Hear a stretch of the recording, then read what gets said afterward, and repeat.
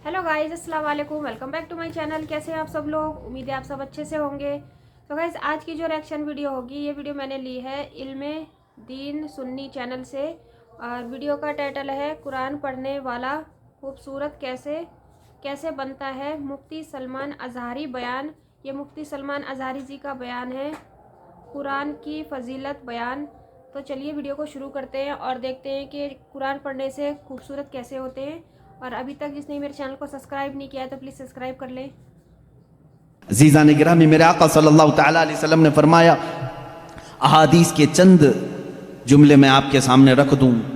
रसूल पाक सल्लल्लाहु तआला अलैहि वसल्लम फरमाते हैं कि जो कुरान घर में तिलावत करता है उसके लिए एक फरिश्ता है जिसका नाम सकीना है। हज़रत उसैद बिन हुज़ैर रज़ियल्लाहु तआला अन्हु एक सहाबी हैं, वो रात में तिलावत कर रहे थे, अचानक बादल का एक टुकड़ा नीचे आ गया। बादल का टुकड़ा कभी नीचे आपने देखा नहीं होगा, उसमें क्या होता है मालूम है? जैसे फ्रिज खोलने के बाद बहुत तेज शबनम जैसी ठंडक रहती है, इस तरह बादलों को कुछ जमी हुए पानी और बर्फ जैसी चीजें घेरी हुई रहती है। एक टुकड़ा उनके ऊपर आ गया। हज़रत उसैद डर गए, उनका घोड़ा हिनहिनाने लगा, दो तेजी से उछल कूद करने लगा और वो कुरान पढ़ रहे थे उस वक्त। और उन्होंने कुरान छोड़ दिया और सुबह हुजूर अकरम सल्लल्लाहु अलैहि वसल्लम के दरबार में आए। कहा, या रसूल अल्लाह सल्लल्लाहु अलैहि वसल्लम, मुझे डर लग रहा है। रात को मैं छत पर बैठकर कुरान पढ़ रहा था, सिर्फ मेरी बीवी है और मेरे घर में एक घोड़ा है। मुझे डर ये लगा कि आसमान से कुछ बरस जाएगा और मैं हिलाक हो जाऊंगा। बादल का टुकड़ा यहां तक आ गया था, सर तक आ गया था और मेरा घोड़ा भी देख करके हिनहिनाने लगा, उछल कूद करने लगा। ये क्या मामला है? अल्लाह के हबीब सल्लल्लाहु तआला अलैहि वसल्लम ने फरमाया, मुस्कुराया, कहा, उसैद तिलावत छोड़ क्यों दिया? और पढ़ते रहते हैं इसलिए कि वो फरिश्ता है जिसे कुरान सुनने का बहुत शौक है। जब भी कोई कुरान तिलावत करता है तो आसमानों से उतर आता है। यहां तक कि मेरे आका सल्लल्लाहु अलैहि वसल्लम ने फरमाया, फजर की नमाज में आओ, अपने मुंह साफ करके आओ, अपने मुंह की बदबू निकाल करके आओ। पूछा क्यों? फरमाते हैं मेरे आका सल्लल्लाहु अलैहि वसल्लम, जब तुम नमाजों में कुरान की तिलावत करते हो, कुछ ऐसे फरिश्ते हैं वो अपना मुंह तुम्हारे मुंह से लगा देते हैं, तो मुंह की बदबू ना हो, फरिश्तों को तकलीफ ना हो, इसलिए कि वो कुरान सुनने के शौकीन हैं। जब तुम तिलावत करते हो तो वो उतर जाते हैं और तुम्हारे मुंह से अपना मुंह लगा लेते हैं। कुरान की ये बरकत है मेरे अजीजों, दूसरी किताबों के लिए कहीं ऐसी फजीलत नहीं मिलती। ये तो मैं दायरा इस्लाम में मौजूद मेरे आका सल्लल्लाहु तआला अलैहि वसल्लम की बताई हुई हदीसें आपको पहले बता रहा हूं। मैं फिर दुनियावी मामलात में भी आऊंगा कि कुरान कहां कहां हमारी रहनुमाई करता है। पहले तो हम अपने दायरे में देखें, हम छोड़े हुए हैं ना इसको। इकबाल ने कहा था, वो जमाने में मुअज़्ज़ज़ थे मुसलमान होकर, आज तुम खार हुए हो तारीके कुरान होकर।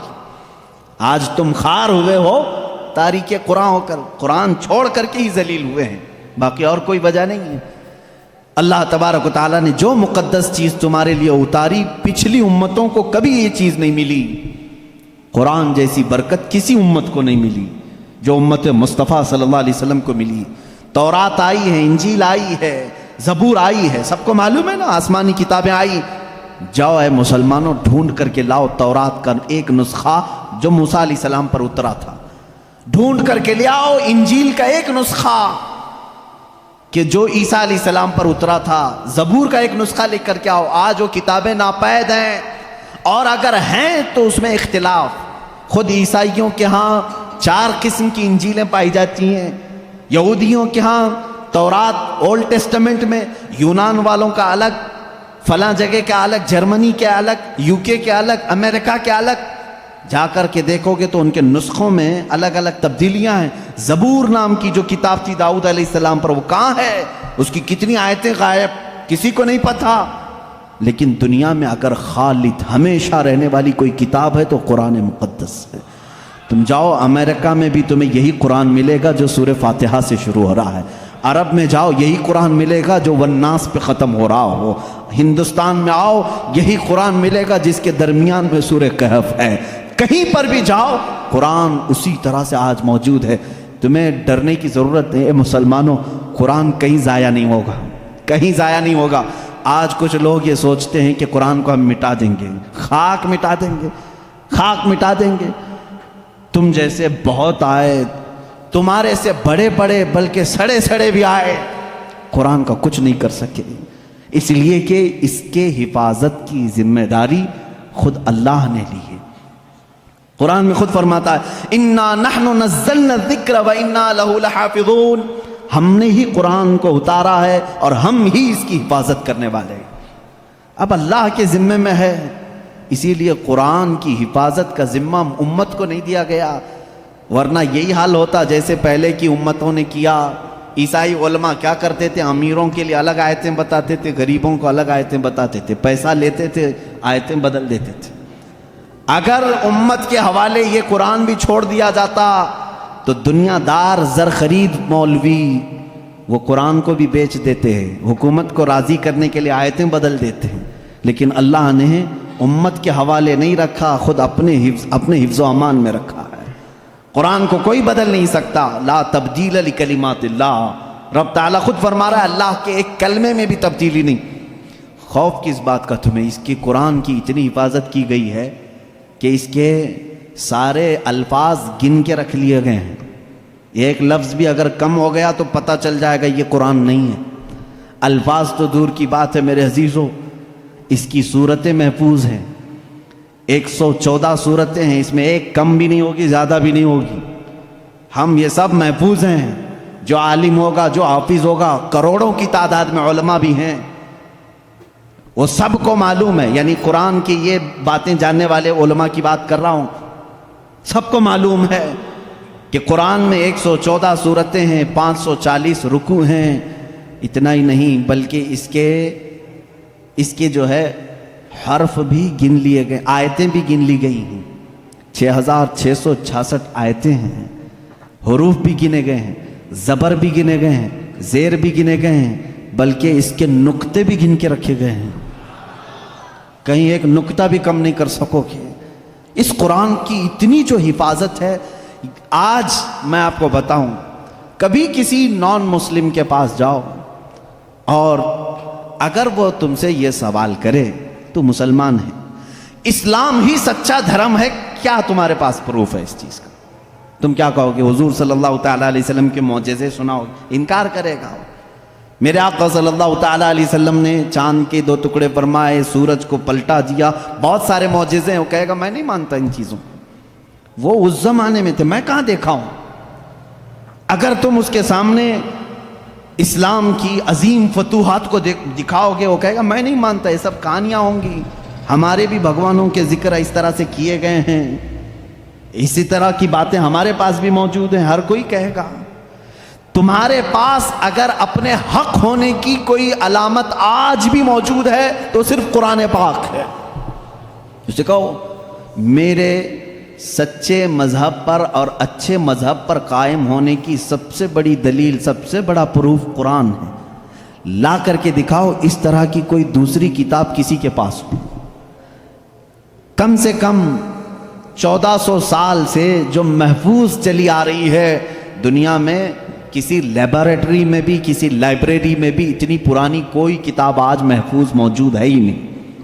یہ میری بات نہیں، ساری دنیا کا جو دوسرے ریلیجن سے تعلق رکھتے ہیں ان کا بھی یہی قول ہے کہ قرآن سے زیادہ محفوظ اس دنیا میں اب کوئی چیز نہیں رہ گئی۔ اس کی حفاظت کو اللہ نے اس طرح سے ترتیب دے کر فرمایا ہے کہ مسلمان اپنے بچوں کو حافظ قرآن بناتے ہیں اور اس کی حفاظت میں لگے ہوئے ہیں۔